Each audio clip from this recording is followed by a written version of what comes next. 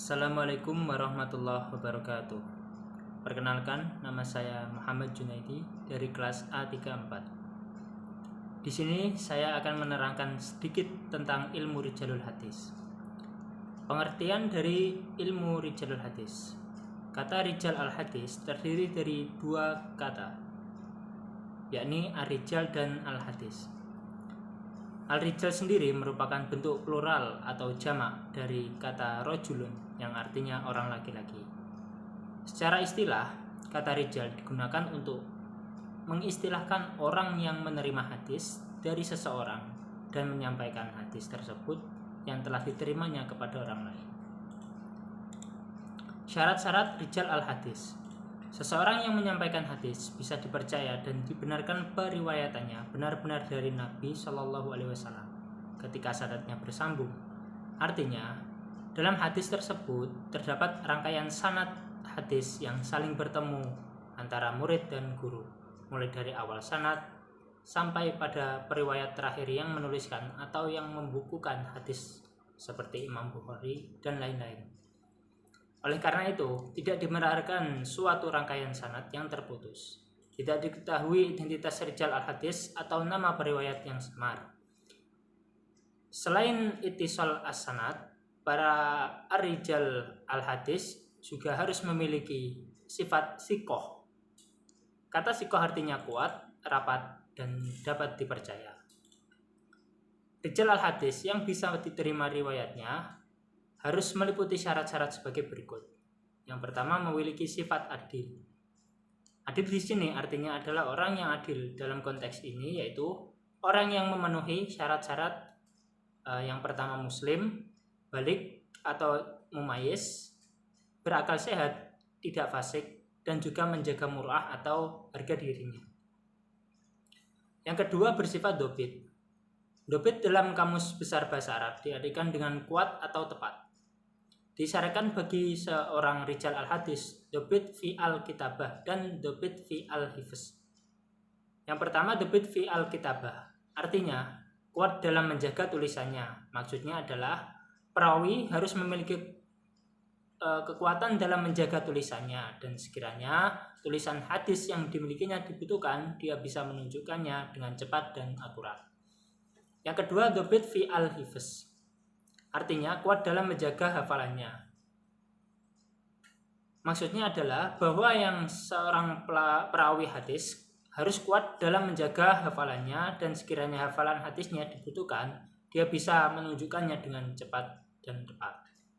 Seandainya ada perawi yang rapi tulisannya dan dia menyimpan tulisannya di tempat yang sangat aman, namun ketika dibutuhkan hadisnya dia tidak bisa menunjukkannya dengan cepat, orang seperti ini tidak bisa dikatakan dobit fi al-kitabah. Syarat selanjutnya yaitu menjaga muru'ah. Muru'ah adalah menjaga harga diri dengan cara berakhlak yang mulia dan menjauhi akhlak tercela. Satu contoh, ada seorang yang berpakaian celana jeans yang kumal dan mengenakan kaos dalam saja, kemudian dia membaca berdiri berceramah di masjid. Apakah ada orang yang mempercayainya? Jelas tentu tidak. Untuk gelar-gelar rijal al-hadis, para muhaddisin mendapat julukan dari umat Islam atau mendapat gelar-gelar kultural sebagaimana berikut. Yang pertama, al-musnid, yaitu orang yang meriwayatkan hadis dengan sanadnya, baik ia mengetahuinya atau tidak. Al-musnid juga disebut dengan at-talib, al-abdi, al-mubtadi, dan ar-rawi. Yang kedua yaitu talib al-hadis, yaitu orang yang sedang menuntut hadis.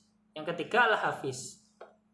Untuk gelar ini ada beberapa pendapat, antara lain al-hujjah, yaitu gelar keahlian bagi para imam yang sanggup menghafal 300.000 hadis, baik matan, sanad maupun perihal si periwayat tentang keadilannya, kecacatannya, dan biografi dari riwayat hidupnya. Ada al-hakim, yaitu orang yang mengetahui seluruh hadis yang pernah diriwayatkan, baik dari segi sanad maupun matan, jarh, ta'dil, dan sejarahnya. Setiap periwayat diketahui sejarah hidupnya, perjalanannya, guru-gurunya, dan sifat-sifatnya. Para muhadis yang mendapat gelar ini diantara lain ada Ibnu Dinar, Al-Lais ibn Sa'ad, seorang mawali yang menderita buta di akhir hayatnya, Imam Malik bin Anas dan Imam Syafi'i, dan masih banyak lagi. Selanjutnya ada Amirul Mukminin fi al-Hadis.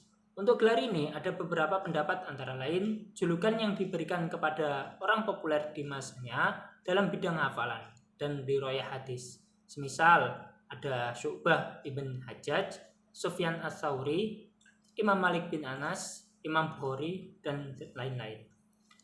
Gelar ini diberikan kepada khalifah setelah Khalifah Abu Bakar As-Siddiq. Dikatakan demikian karena mengingat bahwa Nabi SAW pernah menjawab pertanyaan seorang sahabat, apa itu khalifah? Kemudian Nabi menjawab, khalifah adalah orang-orang sepeninggal Nabi yang meriwayatkan hadis. Yang selanjutnya syarat-syarat rijal al-hadis yaitu tobaqoh rijal al-hadis. Tobaqoh menurut bahasa ialah suatu kaum yang memiliki kesamaan dalam suatu sifat. Sedangkan menurut muhadis ini ialah tobaqoh adalah suatu kaum yang hidup dalam suatu masa dan memiliki keserupaan dalam umur dan sanad, yakni pengambilan hadis dari para guru-guru. Seperti halnya Thorih, tobaqoh juga bagian dari disiplin ilmu hadis yang berkenaan dengan keadaan periwayat hadis.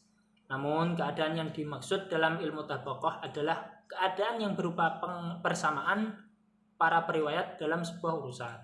Adapun urusan yang dimaksud antara lain, yang pertama bersamaan hidup dalam satu masa, yang kedua bersamaan tentang umur, yang ketiga bersamaan tentang menerima hadis dan dari syekh-syekhnya atau guru-gurunya, yang keempat bersamaan tentang bertemu dengan syekh-syekhnya atau guru-gurunya.